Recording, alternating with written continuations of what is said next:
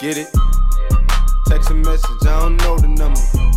Flexing on these niggas, every bone and muscle. Steady taking shots. What's up guys, it's Marvel Noob here and we are back again with another comic book haul video. This is the week of May 23rd and we have some comic books here to show you. We'll get back to the good old Avengers here in a little while. Alright, this week I kind of got a mixed bag of stuff. So I did get one independent. This is actually my first independent book. This is Barrier issue 1. I just seen this and thought it was cool. Looked through some of the art and it looked cool. There's one thing I didn't realize though. So this is something you may need to know if you decide to get in this book. It is about aliens. So I'm going through this. Everything's going good. Some cool stuff going on. And then I see this word, espantoso. Yeah, so I'm like, okay, that's in Spanish. I don't know why. So, okay, all this is English. Yeah, it's all good. This is great. I'm loving it. Oh, yeah. Man, I love this book so far. It's so cool. It's sideways. The art's great. And then I run into this. So, yeah, I think they should put like a disclaimer on the cover. Half of this book is in Spanish, so I'm gonna have to break out old Google Translator for this one. But yeah, I liked what I read of it, what I could understand. I just thought that was a cool book. So yeah, my very first independent book by Image, Barrier, writer Brian Vaughan. Yeah, so let me know if you guys read this. I'd recommend this one to anyone who's bilingual, because I had no clue. Alright, something out of the ordinary for me. We picked up some DC this week as well. We got the Flash 45. I'm sure you're seeing where this is leading. I heard about the Flash Wars coming up, so we ended up getting that one. We got this awesome Mattina cover. And they didn't have the Mattina cover for the Flash 4 Part 1 at my shop for whatever reason. But I did go ahead and get Flash 47. So, I know nothing about Flash. I'm not a DC reader. You know, I'm just giving it a shot. The one DC book that I read and enjoy and will have on my pull list is Doomsday Clock. Well, I've added Flash to that. I figured I'll give it 5-6 issues. If I'm still not liking it by then I'll cut it off. But I did enjoy, I read the first two, I enjoyed them. I didn't know exactly what was going on because obviously I don't know what's happened in the past 44 issues, but yeah, so far I'm kind of digging it. So maybe the Marvel Noob will dip his toe in some DC. Well, we got our start here. So I'm excited to read this Flash War. It's Wally West versus, see, I don't even know the other guy's name, I just know Wally West. So yeah, that shows how much I know about DC, but hey, at least you guys can't say I never tried, because look, here's proof, I tried. I got DC. Alright, now on to my bread and butter. We got our DC books. This next book I solely picked up for the cover, no other reason whatsoever. It's Despicable Deadpool 300. This is the variant edition. This is like the Where's Waldo. Here, let me open it up for you. I haven't read this one yet, like I said. I pretty much bought it because I thought the cover was cool. But check that out. Yeah, that's... Here, I'll even let you get a spread shot so you can see. Look at here.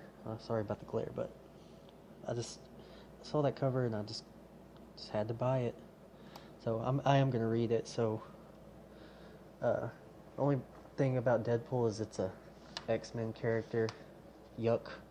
I try to stay away from X-Men, but Deadpool's that one character that might get me into something kind of X-Men. But I picked up this book because, I mean, how can you not buy this book if you see it on the shelf? Look at that. That's just dope. You know, you got how many, like 300 Deadpools here.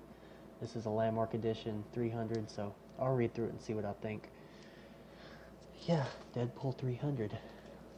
Next up, from my favorite writer of all time, we got Donny Cates' Doctor Strange 390. This is his last entry into the Doctor Strange storyline. It's going to be handed over to Mark Waid. This is probably the first Donny Cates book that I really didn't care for all that much. Not a lot happened in this book.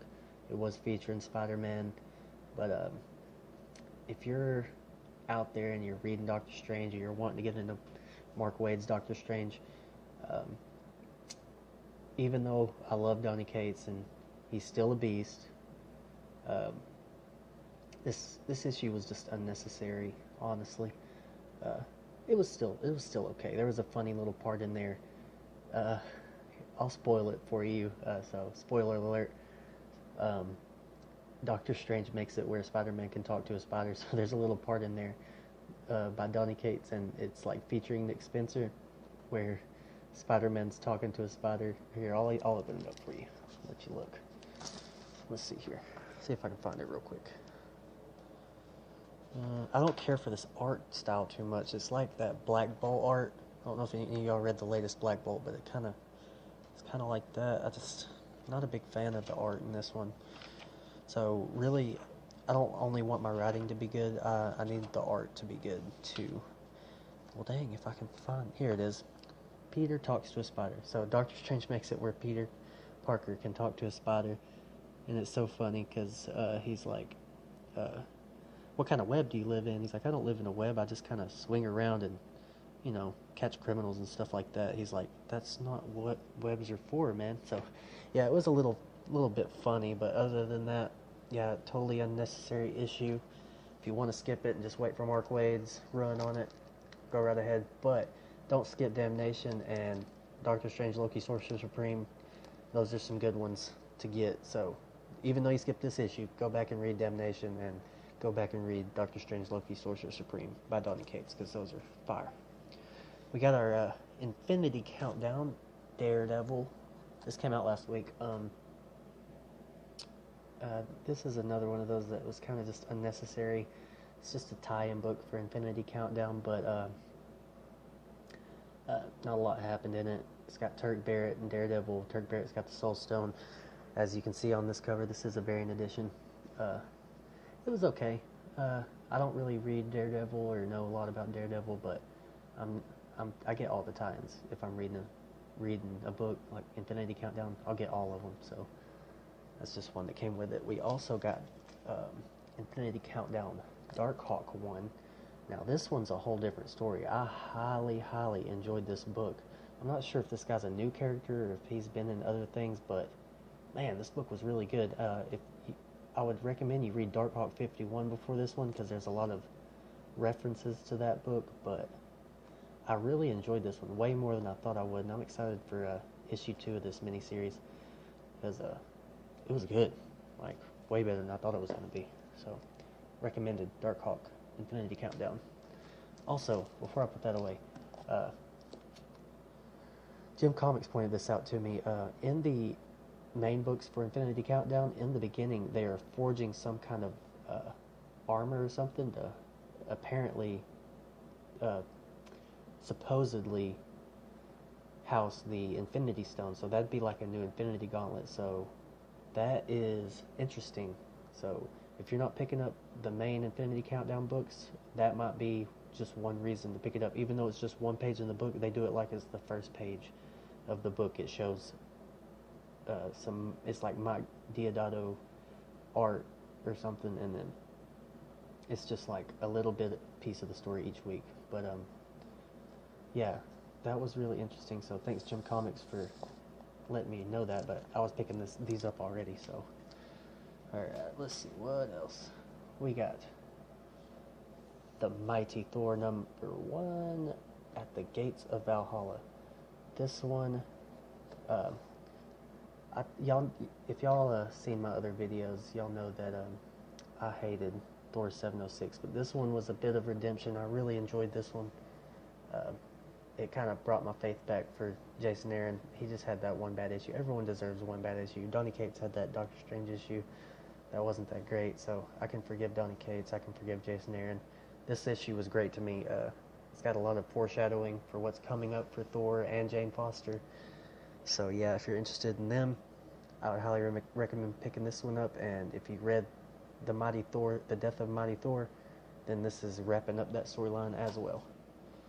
Alright, now, y'all done seen the book I'm about to show next, but we've got Avengers, Earth's Mightiest Heroes, number 2 by Jason Aaron. This is the best book I'm reading right now, I think, besides Venom. This is so good, man. If you're not reading Avengers, you're missing out, because Jason Aaron's doing a number on the Avengers right now. Trust me. It's really good. The one nitpick I have for this one is the art was fantastic in Avengers 1, and then 2, it kind of seems like maybe they didn't put in as much effort as they did for the first one, because the first one's kind of like to bring everyone in, so when you read the first one, you're like, oh my god, this art's amazing, and then you open 2, and it's just like, oh, it's not as good. It's still good, it's just not great. It's great, it's just not as great. So yeah, you gotta be reading Avengers, guys. If you're not, like, what are you doing? Yeah, so yeah, like I said, we got a mixed bag this week. Yeah, but we got some cool covers, a couple variants, got into some DC, our very first Image book. Yeah, it's a good week. Was a good week. So can't wait to dig into the ones I haven't. Alright guys, it's Marvel Noob. Later, noobs. Get it? Text a message, I don't know the number. Flexing on these niggas, every bone and muscle. Steady taking shots, never hurt.